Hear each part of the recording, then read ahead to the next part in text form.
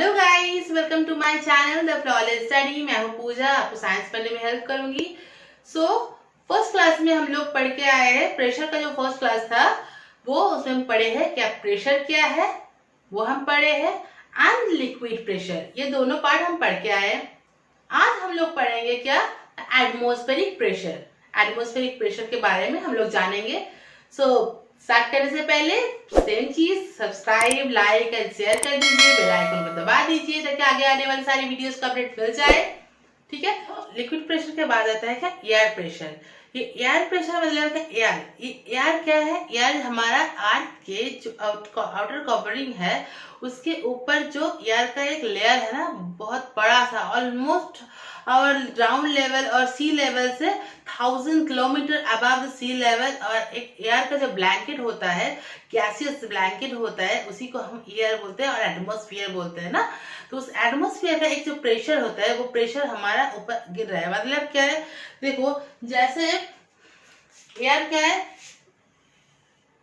Air का ऐसे ऐसे कॉलम होता है, एक कॉलम, दूसरा कॉलम, तीसरा कॉलम। मतलब क्या, यहाँ पे तो चार सारे और तो एयर है ना, सारे और एयर है। तो यहाँ पर क्या है, एयर का जो कॉलम बनाते हैं, मतलब क्या है, एक पॉइंट इस एरिया में, इतना सा एरिया में कितना प्रेशर गिरेगा, इस एरिया में जितना ज्यादा कॉलम, मतलब ये 1000 किलोमीटर तक जो एयर का लेयर है वो 1000 किलोमीटर तक एयर का सेम एक कॉलम, उसी एरिया के ऊपर जितना एयर का पड़ेगा फोर्स, वही यहाँ पर इस एरिया में देगा, तो वो हो जाएगा इस पॉइंट में उस एयर का pressure, which is the atmospheric pressure.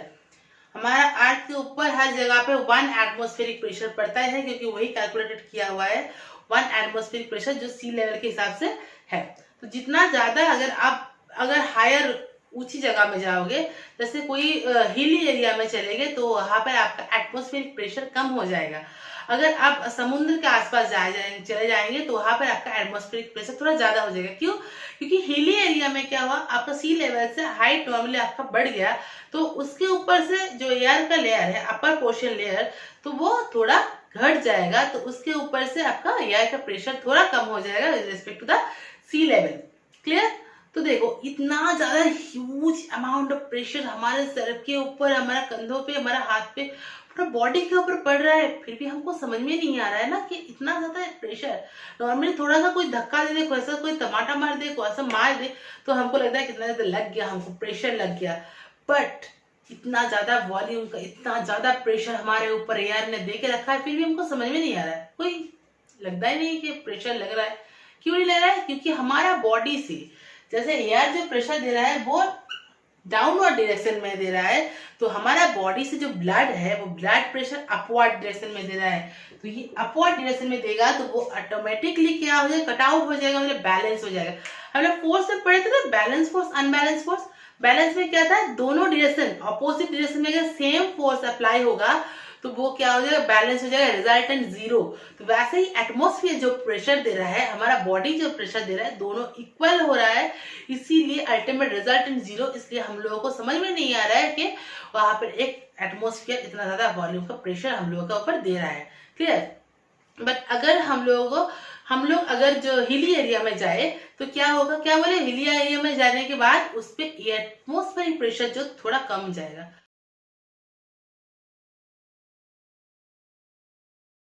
तो देखो अगर सी लेवल में मैंने क्या बोला कि सी लेवल में हमारा एटमॉस्फेयर का जो प्रेशर है वो सबसे ज्यादा होता है, हिली एरिया में थोड़ा कम होता है। तो सी लेवल में हमारा बॉडी एडजस्टेड है क्या, सी लेवल का जो एटमॉस्फेरिक प्रेशर और हमारा बॉडी का जो अपवर्ड प्रेशर दोनों सेम है।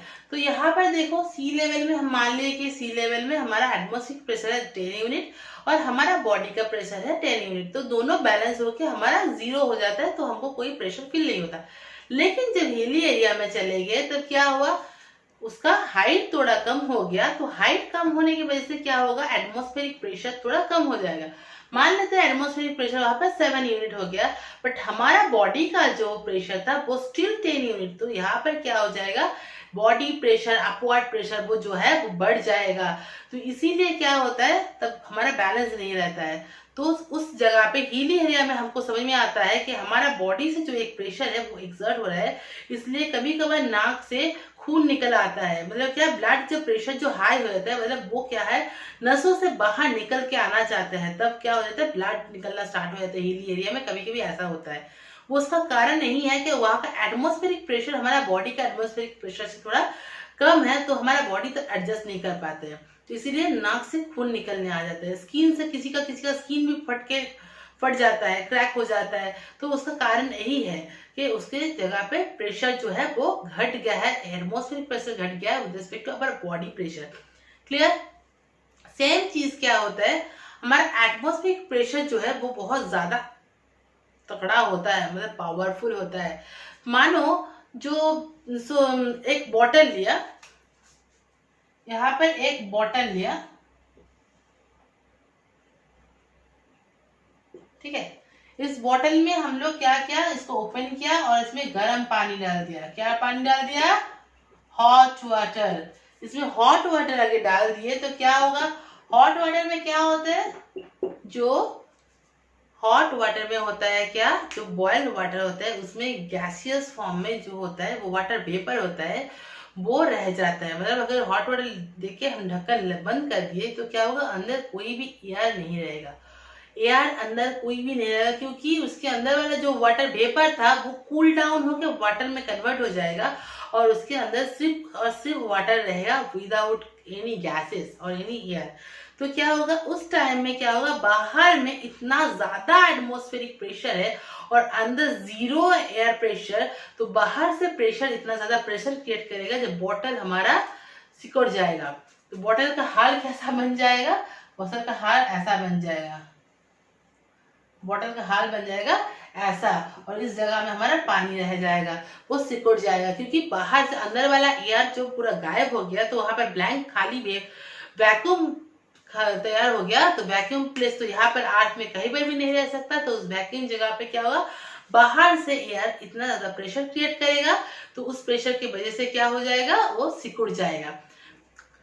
तो जो एयर का प्रेशर होता है वो जितना हाई ऑल्टीट्यूड में होगा, मतलब जितना हम हिली एरिया का बात बोले तो जितना हाई ऑल्टीट्यूड में होगा, मतलब जितना ऊपर होगा उसका एयर का प्रेशर जितना डिक्रीज करेगा। तो क्या है, at high altitude the air pressure decreases. Clear?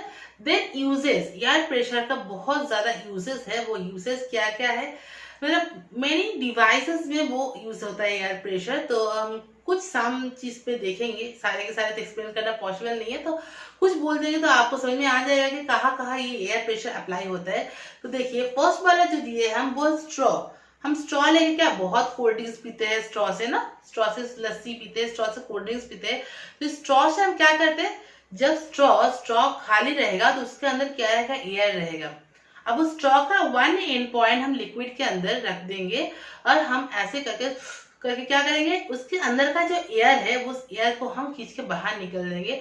तो उसके अंदर क्या हो जाएगा, वैक्यूम क्रिएट हो जाएगा। बट वैक्यूम कहीं पर भी क्रिएट नहीं हो सकता है इस दुनिया में। अगर आप वो आर्टिफिशियल बनाना ना चाहो तो आप आर्टिफिशियल बनाओगे तो वो अलग बात है, लेकिन उसके भी इफेक्ट्स होगा, वो हम बाद में बोलते हैं। तो क्या है, अगर उसमें क्या होगा, वैक्यूम क्रिएट होगा, तो वैक्यूम तो नहीं रहेगा, तो उसके बाहर से वो एयर प्रेशर देना स्टार्ट करेगा लिक्विड के ऊपर, क्योंकि लिक्विड से कवर है वो। सिर्फ अगर एयर रहता, लिक्विड नहीं रहता, तो वो इजीली एयर क्या हो जाएगा, अंदर घुसता जाएगा। अगर सिर्फ एक स्ट्रॉ को लेके करोगे क्या होगा, आपके अंदर एयर आता रहेगा, कोई प्रॉब्लम नहीं होगा। लेकिन आपका एक एंड पॉइंट क्या है, लिक्विड के अंदर घुसाया हुआ है, वो लिक्विड के अंदर घुसाने होने की वजह से क्या होगा, लिक्विड से ऊपर से बाहर का जो एयर है वो प्रेशर देगा, और उस प्रेशर की वजह से लिक्विड जो है वो आपको डायरेक्शन में आपका स्ट्रॉ के अंदर आता जाएगा और आप पी पाएंगे। क्लियर? नेक्स्ट जो है वो है सिरिंज। सिरिंज में क्या होता है, सिरिंज में भी एक क्या होता है, ऐसे पिस्टन टाइप चीज होता है, जिसमें हम क्या करते हैं, ऐसे करके खींचते हैं। तो क्या होगा, उसके अंदर तो कुछ होता नहीं है, तो जब ऐसे करते हैं उसके अंदर क्या होता है, एयर। अब इसका पॉइंट क्या करेंगे, एक पॉइंट जो नोकिया जो पॉइंट है, साफ पॉइंट है, मतलब जिसमें हम खींचते हैं सामान, वाटर, लिक्विड या एयर या ब्लड, तो उसको हम एक लिक्विड के अंदर घुसा देंगे। तो उसके बाद जो खींचने वाला पिस्टन जैसा है उसको जब खींचेंगे तो क्या होगा, अंदर वैक्यूम क्रिएट होगा, और उस वैक्यूम को फिलअप करने के लिए उस लिक्विड के ऊपर बाहर का एटमॉस्फेयर जो है यार वो प्रेशर देगा, और उस वजह से वो लिक्विड इसके अंदर घुसे जाएगा, सेम एज इन द पिचकारी। क्लियर? नेक्स्ट जो है वो रबर साकर। ये रबर साकर होता है क्या, बहुत लोग रबर सकर से, हम लोग छोटे बचपन में क्या होता है, ऐसे तीर चलाते थे ना, उस तीर के ऊपर रबर का सकर होता था जो जाके दीवार में चिपक जाता था। क्यों चिपकता, क्या होता है, हमारा जो लिजर्ड होता है उसके भी लेग्स के अंदर वो सकर पैड होता है, उसकी वजह से वो दीवार पे चिपक के जा पाते हैं कहीं पे भी, सीलिंग में यार हम लोग तो नहीं जा पाते ना, क्योंकि हम लोगों का वैसे सकर पैड है नहीं, तो वो लिजर्ड का होता है, इसीलिए वो लोग लिजर्ड सीलिंग में भी चल पाते हैं। तो सकर पैड में क्या होता है, वो ऐसे एक कटोरे जैसा होता है, और कटोरा क्या होता है, रबर का होता है। तो जब आप फोर्स से उसको देते हैं तो उसका अंदर वाला जो एयर होता है सारे के सारे बाहर निकल जाता है, तो अंदर क्या होगा, वैक्यूम क्रिएट होगा। तो वैक्यूम कहीं पे रह नहीं सकता है, तो वैक्यूम जहां पर भी रहेगा मतलब अंदर का एयर का जो प्रेशर है वो जीरो हो गया। अंदर का जो एयर का प्रेशर है वो जीरो है, क्योंकि वहां पर अंदर का एयर का कोई मॉलिक्यूल्स है नहीं, तो कौन प्रेशर देगा। तो अंदर का जो एयर का प्रेशर है वो हो गया जीरो। तो बाहर का एयर प्रेशर बहुत ज्यादा है, तो अगर हम बहुत शक्तिशाली है तो कोई पतला सा आएगा तो उसको हम दबा के रख देंगे, या उल्टा होगा, उल्टा तो नहीं होगा ना, हम दबा के उसको रख देंगे। तो वैसा ही अंदर का एयर का प्रेशर क्या होगा, वो नेग्लिजिबल जीरो हो गया। तो बाहर का एयर प्रेशर बहुत ज्यादा है, तो वो उसको बाहर से ऐसे चिपक कर रख देगा। तो रबर सकर इसीलिए क्या होता है, कहीं पे चिपका दो तो वो चिपक के रह जाता है। यह है रबर सकर का काम। क्लियर हुआ।